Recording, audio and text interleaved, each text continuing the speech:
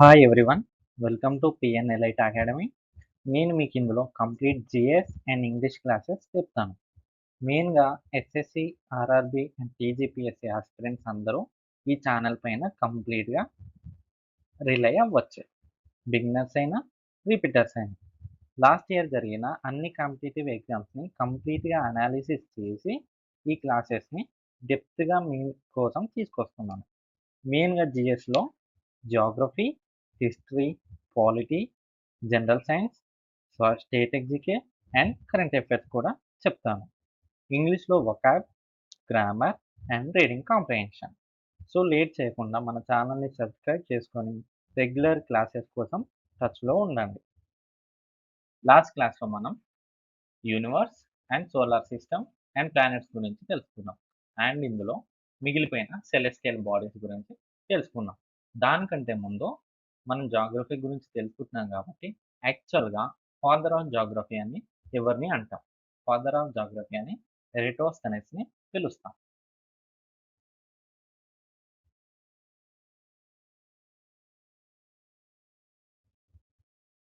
ఇతను ఒక Greek scholar అన్నమాట.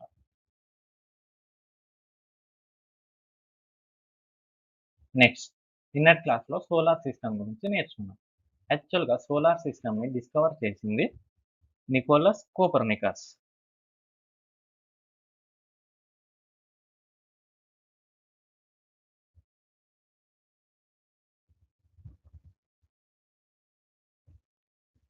discovered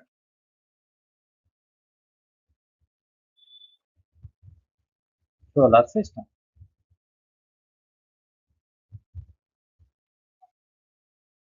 next path of planet elliptical అంటే ఇప్పుడు సన్ ఉన్నాడు. ఇక్కడ సన్ చుట్టూ మన మిగతా ప్లానెట్స్ అన్ని ఎలిప్టికల్ షేప్లో తిరుగుతూ ఉంటాయి అన్నమాట. దీన్ని డిస్కవర్ చేసింది కెప్లర్.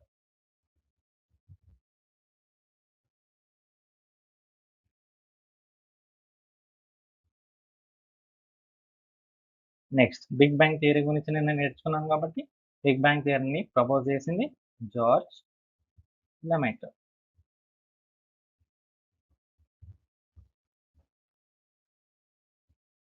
నెక్స్ట్ యూనివర్స్ అనేది ఎక్స్పాండ్ అవుతుందని నిన్న మనం ఎడ్విన్ హబ్బల్ గురించి మనం తెలుసుకున్నాం. అంటే ఎలా? యూనివర్స్ అనేది ఒకే ప్లేస్లో స్థిరంగా అనేది లేదు. అది universe, galaxies and solar system అన్నీ కూడా మూవ్ అవుతూనే ఉన్నాయన్నమాట. ఓకే, దీన్ని ఎక్స్పాన్షన్ అని అంటాం. దీన్ని డిస్కవర్ చేసింది Edwin Hubble. And nebular hypothesis. యాక్చువల్గా నెబ్యులర్ హైపోథెసిస్ అంటే ఫస్ట్ మనకి ఈ సన్ అండ్ ప్లానెట్స్ అనేవి ఏర్పడలేదు. ముందుగా నెబ్యులా అంటే ఏంటంటే ఇక కంప్లీట్గా డస్ట్ అండ్ క్లౌడ్స్ అనమాట.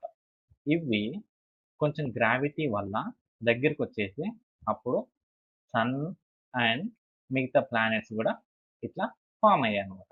ఓకే, సన్ అండ్ మిగతా ప్లానెట్స్ ఫామ్ అయ్యాయి. దీన్ని మనకి లాప్లేస్ అనే సైంటిస్ట్ నిరూపించాడనమాట.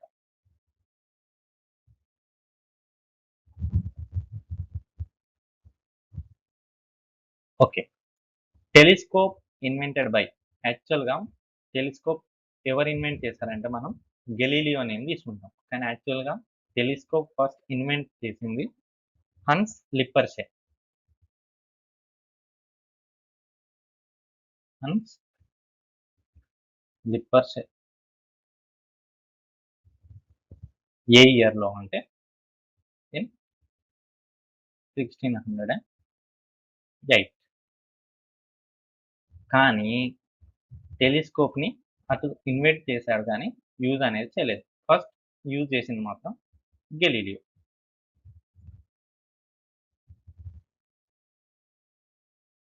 ఎందుకోసం యూజ్ చేశాడు? స్కైలో ఉన్న ఆబ్జెక్ట్స్ని ఎగ్జామిన్ చేయడానికి. అండ్ ఈ టెలిస్కోప్తోనే జూపిటర్కున్న 4 శాటిలైట్స్ని అతను డిస్కవర్ చేశాడు. అవి లో, యూరోపా,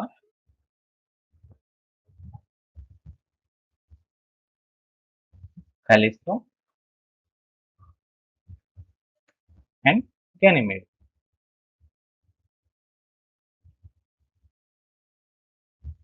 వీటినే గెలీలియన్ మూన్స్ అని అంటాం. ఓకే,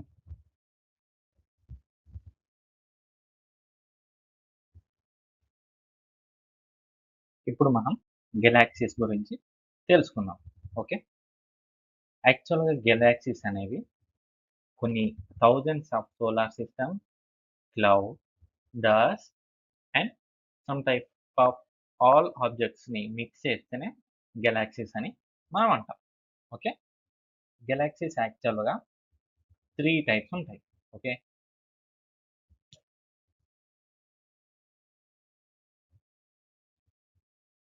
ఫస్ట్ వన్ వచ్చేసి ఓకే ఇక్కడ చూద్దాం. ఫస్ట్ వన్ వచ్చేసి ఎలిప్టికల్, అంటే దీర్ఘవృత్తాకారం అని మనం తెలుగులో అంటాం. సెకండ్ వచ్చేసి స్పైరల్ అండ్ థర్డ్ వచ్చేసి ఇర్రెగ్యులర్ షేప్లో ఉంటాయి.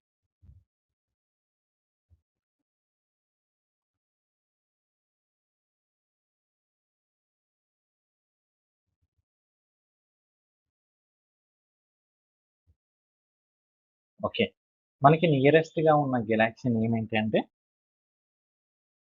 ఆండ్రోమెడా.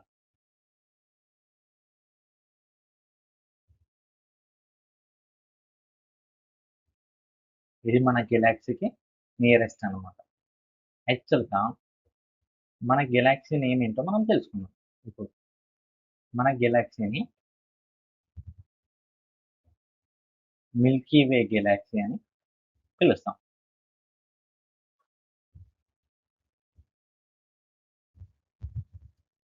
మన గెలాక్సీ షేప్ వచ్చేసి స్పైరల్.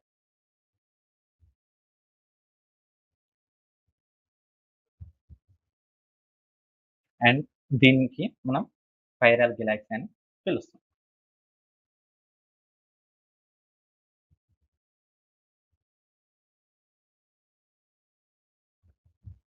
ఓకే, లాస్ట్ క్లాస్లో మనం ఎర్త్ గురించి తెలుసుకున్నాం. అది ఇంకొంచెం డెప్త్గా నెక్స్ట్ క్లాసెస్లో ఎర్త్ గురించి కంప్లీట్గా నేర్చుకున్నాం. కానీ ఇప్పుడు ఎర్త్కి ఉన్న న్యాచురల్ శాటిలైట్ ఒకే ఒకటి ఉంది, అది మన మూన్. దాన్నే మనం చంద్రుడు అనే అంటాం. స్టడీ ఆఫ్ మూన్ అంటే మూన్ యొక్క స్టడీని మనం సెలెనోలజీ అని పిలుస్తాం.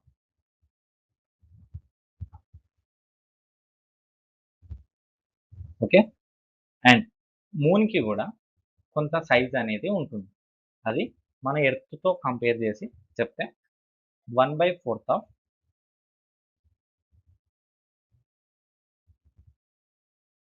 Earth size.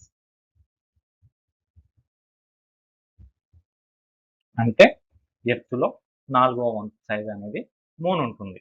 నెక్స్ట్ మన ఎర్త్ లాగానే మూన్కి కూడా కొంచెం గ్రావిటీ అనేది ఉంటుంది, అంటే గురుత్వాకర్షణ శక్తి అనేది కూడా ఉంటుంది. దీనివల్లనే మనకి హై టైడ్స్ అండ్ లో టైడ్స్ అనేవి ఏర్పడుతూ ఉంటాయి.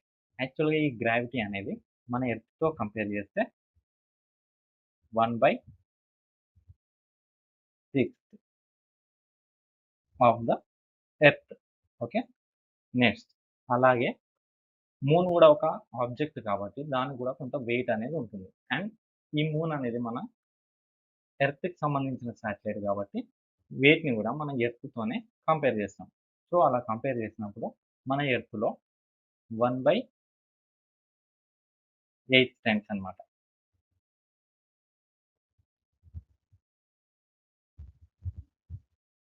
నెక్స్ట్ ఇప్పుడు అపోజీ అండ్ పెరిజీ గురించి మనం తెలుసుకుందాం. యాక్చువల్గా అపోజీ పెరిజీ అంటే ఫర్ ఎగ్జాంపుల్ ఇక్కడ మనం తీసుకుందాం, ఇది మన ఎర్త్. ఓకే, ఎర్త్ చుట్టూ మూన్ అనేది రివాల్వ్ అవుతూ ఉంటుంది. ఇది మూన్ అనుకుందాం. ఓకే, ఇలా రివాల్వ్ అవుతున్న టైంలో ఇది ఎర్త్ నుంచి మూన్‌కి చాలా దూరంగా ఉంది. ఈ డిస్టెన్స్‌ని మనం అపోజీ అని పిలుస్తాం. అండ్ ఈ దగ్గర ఉన్న డిస్టెన్స్‌ని పెరిజీ అని పిలుస్తాం. ఓకే. కాన్సెప్ట్ అనేది అర్థమైందని అనుకుంటున్నాను. ఏం లేదు. మన ఎర్త్ నుండి మూన్‌కి దూరంగా ఉంటే అపోజీ అండ్ దగ్గరగా ఉంటే పెరిజీ. ఈ డిస్టెన్స్ మనం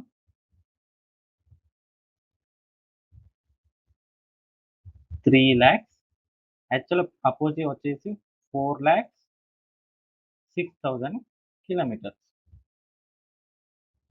పెరిజీ వచ్చేసి 3,64,000 కిలోమీటర్స్. అపోజీ అంటే దూరం. పెరిజీ అంటే దగ్గర. Okay. And lunar eclipse and solar eclipse గురించి ఇప్పుడు తెలుసుకుందాం. యాక్చువల్‌గా ఇది మన ఎర్త్. ఇక్కడ సన్ అండ్ ఇక్కడ moon. Sun and moon. Sun నుంచి వచ్చే సూర్యకిరణాలు అంటే మన ఎర్త్ మధ్యలోకి రావడం వల్ల మూన్ పైన సన్ రైజెస్ అనేవి పడదు. సన్ రైజ్ అనేవి పడకపోవడం వల్ల మనకి కొద్దిసేపు ఈ మూన్ అనేది మనకు కనిపించదు. దీన్ని మనం లూనార్ ఎక్లిప్స్ అని అంటాం.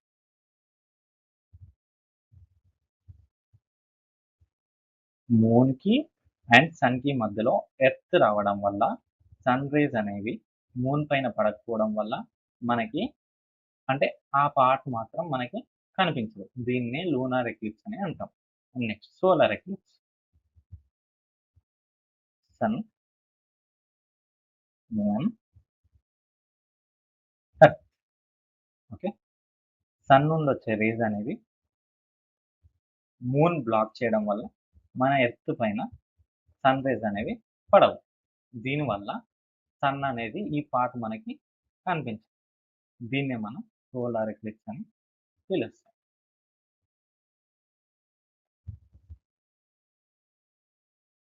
నెక్స్ట్ మూన్ పైన యాక్చువల్‌గా ఎలాంటి అట్మాస్ఫియర్ అనేది ఉండదు. అట్మాస్ఫియర్ ఉండదు.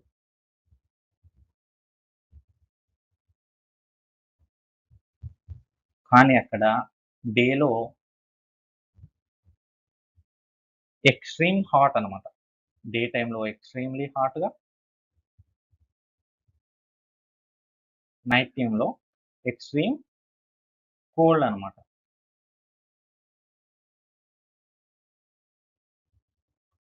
ఓకే.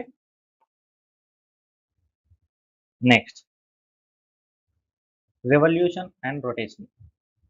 మన ఎర్త్ చుట్టూ సేమ్ ఇక్కడ చూద్దాం.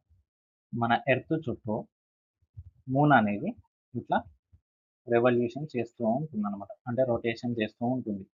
దీన్ని మనం రెవల్యూషన్ అని ఇది సుమారుగా 27 డేస్ పడుతుంది.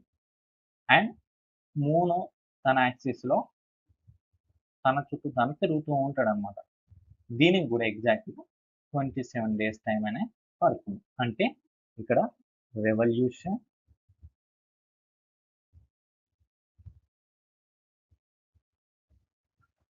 Equals to rotation. ఎంత? 27 డేస్ 7 హవర్స్. రఫ్‌గా మనం 30 డేస్‌గా తీసుకోవచ్చు. ఓకే. నెక్స్ట్ మూన్ లైట్ అనేది మన ఎర్త్ పైన ఎంత సేపటికి రీచ్ అవుతుంది?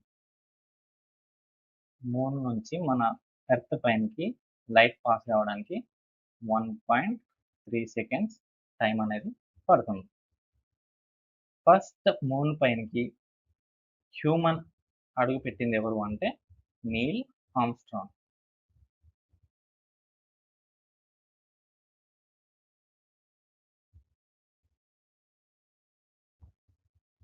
ఓకే.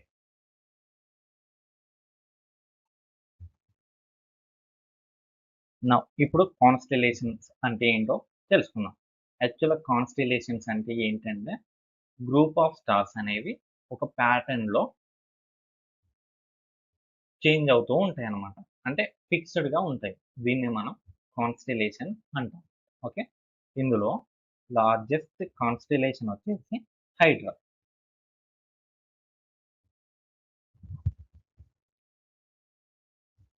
కాన్స్టెలేషన్‌లోనే లార్జెస్ట్ అన్నమాట. నెక్స్ట్ బ్రైటెస్ట్ కాన్స్టెలేషన్ వచ్చేసి సెంచురస్.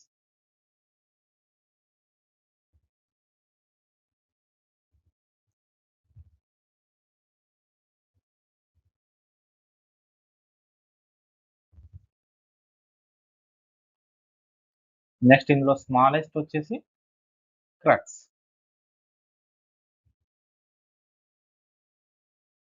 క్రక్స్ కాన్స్టెలేషన్.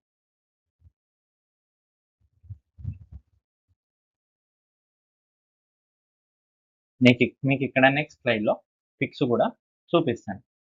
అండ్ ఉర్సా మేజర్ అనేది దీన్ని మనం సప్తర్షి అని కూడా పిలుస్తాం. ఉర్సా మేజర్‌ని మనం సప్తరిషి అని కూడా పిలుస్తాం. ఇందులో బ్రైటెస్ట్ స్టార్ వచ్చేసి సిరియస్. నైట్ స్కైలో బ్రైటెస్ట్ స్టార్ వచ్చేసి సిరియస్. ఓరియన్ ది హంటర్ అనేది ఇది కూడా ఒక కాన్స్టెలేషన్. దీన్ని మనం యాక్చువల్‌గా Orion the Hunter.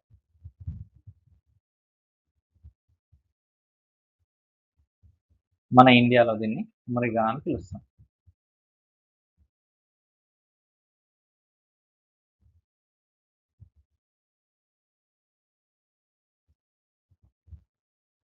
Okay.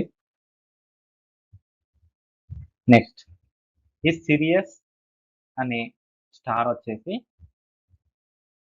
కానిస్ major అనే కాన్స్టెలేషన్‌లో ఉంది. కానిస్ మేజర్ అనే కాన్స్టెలేషన్‌లో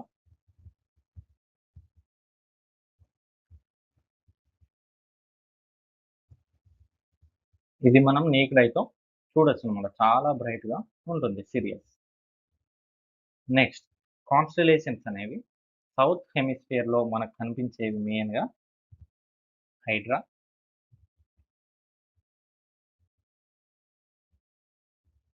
సెంచురస్,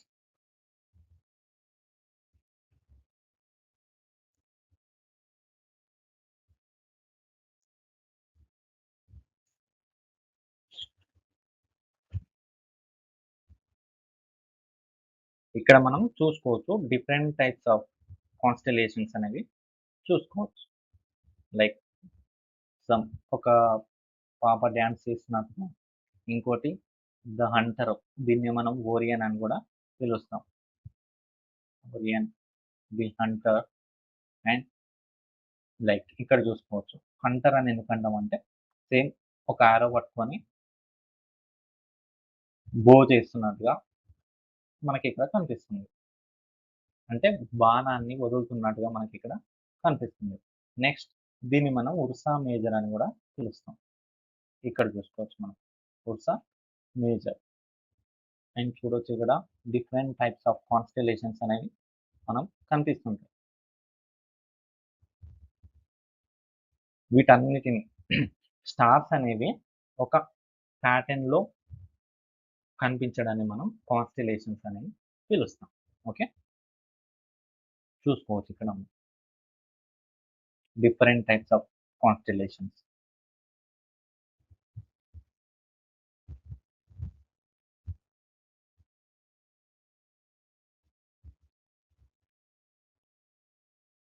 మనం నైట్ డాబా పైకెళ్ళి చూసినా కూడా మనకి కనిపిస్తూ ఉంటాయి.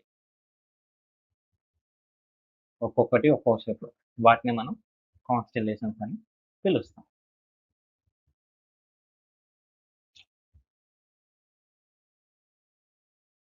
ఇప్పుడు మనం మీటియోరైట్స్ గురించి తెలుసుకుందాం. మీటియోరైట్స్ అంటే ఏంటంటే కొంత సైజులో ఉండి అవి సన్ చుట్టూ తిరుగుతూ ఉంటాయి. ఇలా సన్ చుట్టూ తిరుగుతూ ఉంటాయి. వీటిని మనం మీటియోరైట్స్ అని పిలుస్తాం. ఈ మీటియోరైట్స్ మన ఎర్త్ అట్మాస్ఫియర్లోకి వచ్చి బర్న్ అప్ అయిపోతాయి అన్నమాట. When it enters earth atmosphere,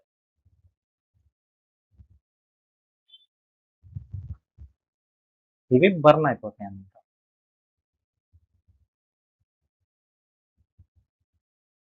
వీటిని మనం షూటింగ్ స్టార్స్ అని పిలుస్తాం. షూటింగ్ స్టార్స్ ఇవి మన అట్మాస్ఫియర్లో మీజోస్ఫియర్లో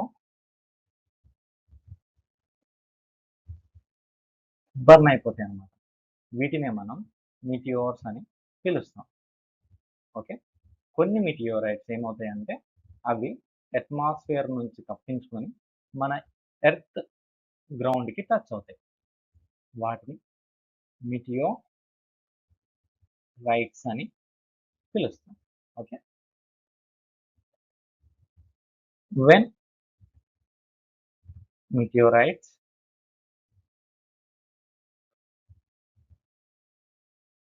touches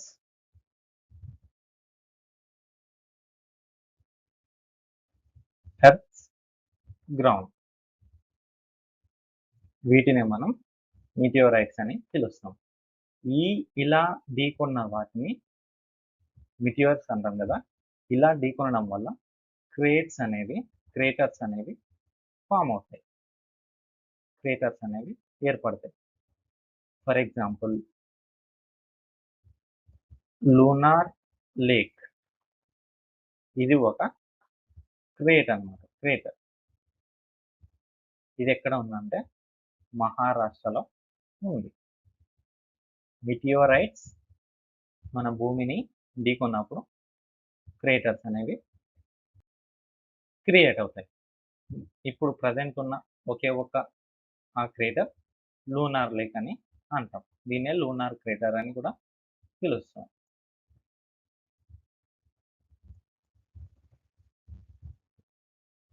ఇక్కడ మీరు చూసుకోవచ్చు ఈ పైన పిక్చర్లో ఫస్ట్ ఇలా ఉన్న మీటియోరైట్ అది మెల్లమెల్లగా ఎర్త్ అట్మాస్ఫియర్లోకి వచ్చి బర్న్ అప్ అయింది.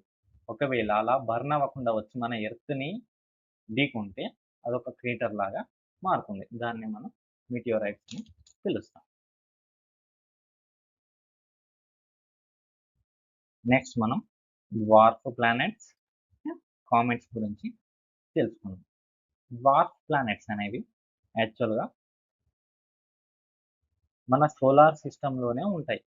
కాకపోతే అవి చాలా దూరంగా ఉండడం వల్ల వీటిని డ్వార్ఫ్ ప్లానెట్స్ అని అంటారు. For example Pluto. ఈ ప్లూటో అనేది 2006 వరకు మన ప్లానెట్గానే చూసాం. కానీ చాలా దూరంగా ఉండడం వల్ల, రెవల్యూషన్ టైం కూడా ఎక్కువ ఉండడం వల్ల దీన్ని మనం ప్లానెట్ నుంచి కన్సిడర్ చేయట్లేదు. దీన్ని మనం ఇప్పుడు డ్వార్ఫ్ ప్లానెట్ అని అంటున్నాం. ఓకే, ఫర్ ఎగ్జాంపుల్ ఇంకా ఉన్నాయి. సిరీస్ అలాగే ఉంటుంది. ఈ సిరీస్ అనేది ఆస్ట్రాయిడ్ బెల్ట్లో చూడొచ్చు మనం. మేక్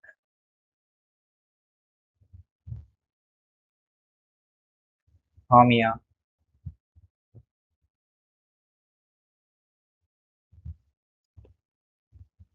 ఈ ప్లూటో, మేక్ హామియా ఇవన్నీ క్యూపర్ బెల్ట్ తర్వాత ఉంటాయి అన్నమాట. క్యూపర్ బెల్ట్ ఏ ప్లానెట్ తర్వాత ఉంటుంది? నెప్ట్యూన్ తర్వాత మనకి క్యూపర్ బెల్ట్ అనేది చూసుకోవచ్చు. ఓకే, ఇవి చాలా దూరంగా ఉండడం వల్ల ఓ రకంగా ఐస్ జాయింట్స్ అని కూడా మనం వీటిని చెప్పుకోవచ్చు. నెక్స్ట్ కామెట్స్ అంటే ఇవి ఒక డర్టీ స్నో బాల్స్ అనమాట. అంటే ఒక ఐస్ అండ్ రాక్తో కలిసి ఉన్న వాటిని కామెట్స్ అని అంటాం. ఐసి, ఐస్,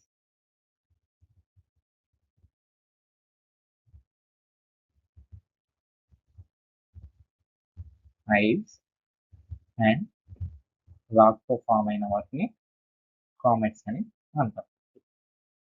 ఈ కామెట్స్ అనేవి సన్ చుట్టూ తిరుగుతూ సన్ దగ్గరికి రీచ్ అయినప్పుడు అవి బర్న్ అప్ అయిపోతాయి అన్నమాట.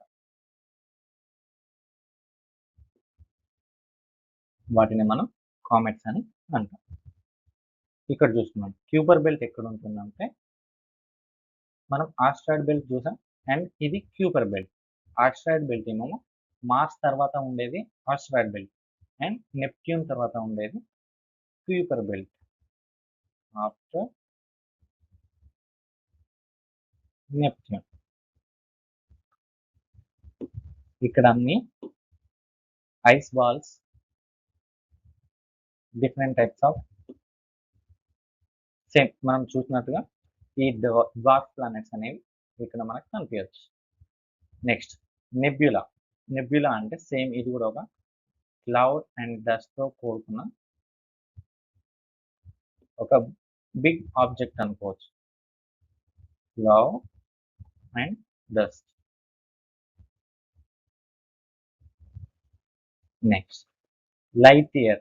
యాక్చువల్గా లైట్ ఇయర్ అంటే ఏంటి అంటే దానికంటే మనం మన కామెట్ గురించి ఇంకొకటి గురించి తెలుసుకుందాం. కామెట్లో కేలీ కామెట్ అని ఉంటుంది. ఇది మన స్కైలో ఎవ్రీ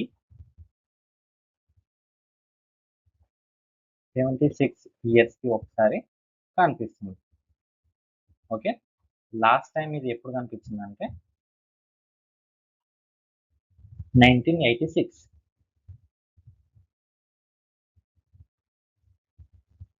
మళ్ళీ నెక్స్ట్ ఆఫ్టర్ 76 ఇయర్స్ తర్వాత అంటే 2061లో మనం ఈ హేలీ కామెట్ని చూడవచ్చు.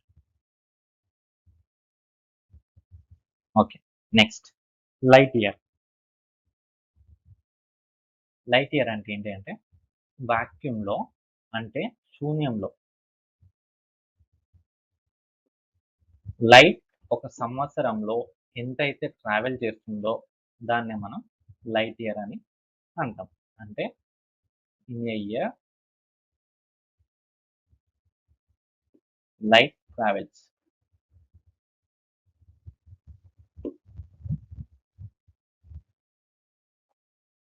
దీన్ని మనం లైట్ ఇయర్ అని పిలుస్తాం.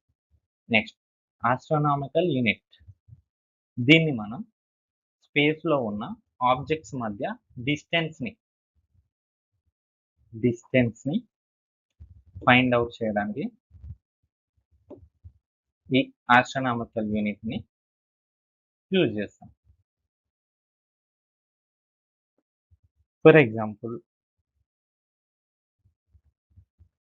1 light year is equals to 1 light year is equals to 60,000 astronomical unit అంటాం. ఓకే, ఐ హోప్ అందరికీ అర్థమైంది అనుకుంటున్నా. నెక్స్ట్ మన ఎర్త్ గురించి తెలుసుకుందాం. నెక్స్ట్ క్లాస్ వచ్చేసి ఎర్త్ కంప్లీట్గా ఇన్డెప్త్గా తెలుసుకుందాం. సో ఇలాంటి క్లాసెస్ మిస్ అవ్వకుండా ఉండాలి అంటే మన ఛానల్ని సబ్స్క్రైబ్ చేసుకొని టచ్లో ఉండండి. Thank you.